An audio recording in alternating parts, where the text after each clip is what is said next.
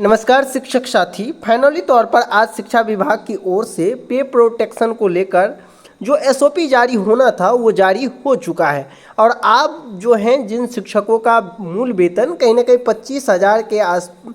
के आधार पर ही उन्हें वेतन मिल रहा था, अब पे प्रोटेक्शन मिलने के बाद अब उन्हें नए रूप से जो है उनका फिक्सेशन करके उनका जो वेतन है वो मिलेगा। तो इसको लेकर जो आज शिक्षा विभाग की ओर से आप देख सकते हैं ये जो है वो लेटर जारी किया गया है। और इस वीडियो में हम ये भी समझेंगे कि यहाँ जो आप देख रहे हैं जो आपको एसओपी जो राज्य स्तर से जो जारी हुआ है इसके अकॉर्डिंग आपका मूल वेतन अब कितना फिक्सेशन होगा। तो चलिए हम इस लेटर के माध्यम से सारी इन्फॉर्मेशन जानते हैं कि आखिरकार जो ये नया एसओपी जारी किया गया है शिक्षा विभाग की ओर से इसके संबंध में क्या कुछ नई जानकारी है। सबसे पहले आपको तो पता ही होगा हमारे नियमावली में पहले ही इस बात का मेंशन था कि विशिष्ट शिक्षकों का वेतन संरक्षण का लाभ दिया जाएगा, तो ये कोई नई बात नहीं है। लेकिन आपको पता ही होगा कि अभी 10 महीने बीत चुके हैं, बीतने वाले हैं और अभी तक किसी भी शिक्षकों का फिक्सेशन नहीं हुआ है, जिस वजह से चाहे कोई भी शिक्षक हो, चाहे वो 2006 में ज्वाइन किया हुआ शिक्षक हो या फिर हम बात करें 2022 के नियोजित शिक्षक हो, सभी का मूल वेतन अभी 25,000 के आधार पर ही उनका पेमेंट बन रहा था और उन्हें प्राप्त हो रहा था। लेकिन अब ये फिक्सेशन होने के बाद उन्हें जो है नए वेतन यानी कि वेतन संरक्षण के लाभ प्राप्त होते हुए प्राप्त होगा। और ये आपको बता दें कि अक्टूबर माह से ही उनको मिलना प्रारंभ होगा। तो देखिए चलिए हम सीधे तौर पे यहाँ चलते हैं जहाँ पे इसके संबंध में बात की गई है और अनुगणक आप 1 देखेंगे। तो देखिए यहाँ स्पष्ट किया गया है कि विशिष्ट शिक्षकों को दिनांक 1/1/2025 या उसके बाद के योगदान करने वाले शिक्षक का वेतन संरक्षण के उपरांत पे मैट्रिक्स के अनुरूप मूल वेतन का निर्धारण कैसे होगा, समझ गए। तो अब यहाँ यदि आप देखेंगे, यदि वैसे आपको पता ही होगा कि जितने भी नियोजित शिक्षक हैं अधिकतर का 1 जनवरी 2025 को ही उनका जो वेतन वृद्धि देय है, इसीलिए हम इस फॉर्मेट को पहले देखेंगे। यहाँ देखिए स्पष्ट कहा गया है कि यदि आप का 31 दिसंबर 2024 तक ये मूल वेतन था, देखिए यहाँ आप देख रहे होंगे चाहे 24,190 हो या फिर हम 24,920 की बात करें या 25,000, सब यहाँ दिया गया है। अब जिनका मूल वेतन ये सारा होगा तो चूँकि ऑलरेडी 1 जनवरी को यानी कि 1 जनवरी को उन्हें जो है वेतन वृद्धि के साथ मूल वेतन क्या होगा ये यहाँ प्रदर्शित है। अब उनका जो फिक्सेशन किया जाएगा वो आप समझ सकते हैं कि 24,000 यदि 920 उनका मूल वेतन था तो उनका जो फिक्सेशन होगा वो कितना होगा, 25,000 होगा। यहाँ स्पष्ट किया गया है कि 1/1/2025 या उसके बाद योगदान करने का वेतन संरक्षण, ठीक है। तो यहाँ पे आप यहाँ देख सकते हैं यदि आपका मूल वेतन आप देख लेंगे कि यदि नियोजित में हमारा 31 दिसंबर को इनमें से जो भी वेतन होगा तो चूँकि उनको इंक्रीमेंट मिलेगा और इंक्रीमेंट मिलने के बाद उनका जो मूल वेतन होगा वो इस लाइन में आप जो देख रहे हैं ये वेतन हो गया होगा। और उसके बाद चूँकि अब विशिष्ट शिक्षकों के रूप में उसे पे मैट्रिक्स यानी कि उन्हें जो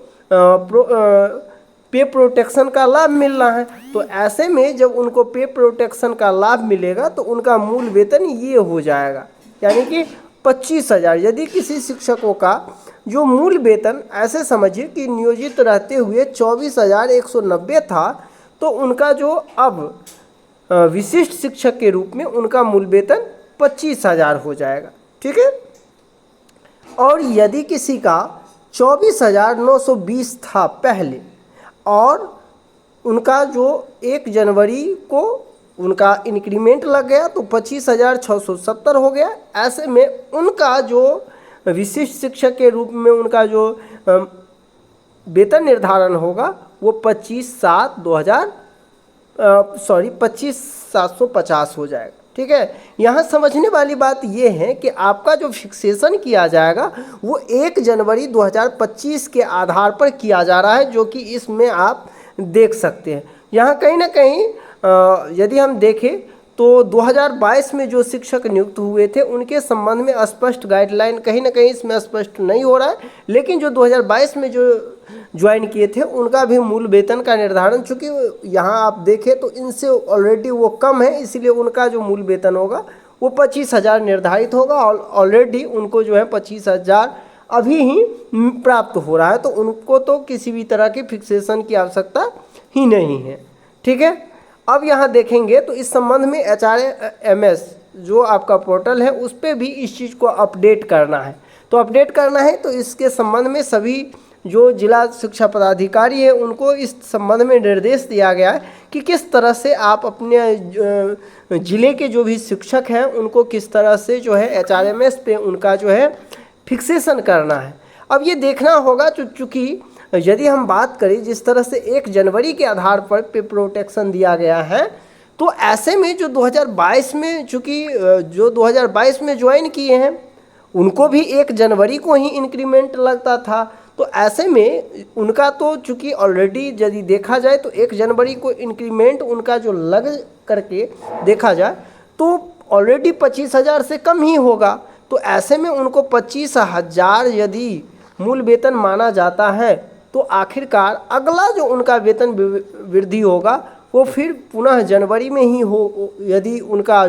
जनवरी 2026 में होता है तो कहीं ना कहीं उनको लॉस है जो 2025 में ज्वाइन किए हैं फाइनली उनको, क्योंकि यदि 1 जनवरी को ही उनका मूल वेतन यदि 25,000 हो जाता है तो ऐसे में स्वाभाविक सी बात है कि 1 जनवरी से जो भी ज्वाइन करते हैं तो कहीं ना कहीं उसके हिसाब से देखा जाए तो 1 जुलाई 2026 को 1 जुलाई 2025 को ही उनका जो है नेक्स्ट इंक्रीमेंट लगनी चाहिए, लेकिन ऐसा नहीं दिख रहा है इस लेटर के अकॉर्डिंग। अब देखना होगा कि आखिरकार 2022 वाले के साथ जो है जिला स्तर पर क्या कुछ उसके संबंध में निर्णय लिया जाता है। फाइनली देखा जाए तो पूरे का पूरे यहाँ देख सकते हैं HRMS पर किस तरह से अपडेट करना है। ये गाइडलाइन जो है जिला शिक्षा पदाधिकारी को दिया गया है। इसके संबंध में अब सभी शिक्षकों का निश्चित तौर पर वेतन जो है बढ़ेगा ही, चूँकि ऑलरेडी उनका वेतन पहले ही नियोजित शिक्षकों में उतना वेतन था तो उतना वेतन अब मिलना प्रारंभ हो जाएगा। चूँकि यह सेवा निरंतरता इसमें नहीं दी गई है इसलिए वेतन वृद्धि होने का सवाल ही नहीं है। जब सेवा निरंतरता का लाभ शिक्षा विभाग की ओर से मिल जाएगा तभी वेतन वृद्धि होने की संभावना होगी। अभी लगभग कह सकते हैं आपके वेतन को जो है संरक्षित किया गया है, यानी कि आपका वेतन कम न हो इसके लिए ही ये प्रोटेक्शन लाया गया था शिक्षा विभाग की ओर से, जो कि आपके नियमावली में ही इंगित था। फाइनली उसी को जो है अब हम कह सकते हैं पूर्ण रूप से जो है लागू करने जा रहे हैं शिक्षा विभाग 10 महीनों के बाद। तो कुछ नया नहीं है, बस यही है कि जो चीज़ बहुत पहले हो जाना चाहिए वो 10 महीने के में हम कह सकते हैं जो 9 महीने बीतने के बाद 10वें महीने में जाकर वो चीज़ हो रहा है। तो कुछ नया नहीं है, लेकिन आगे देखना है कि अब शिक्षकों को क्या कुछ प्राप्त होता है चुनाव के बाद, ये देखना होगा। धन्यवाद।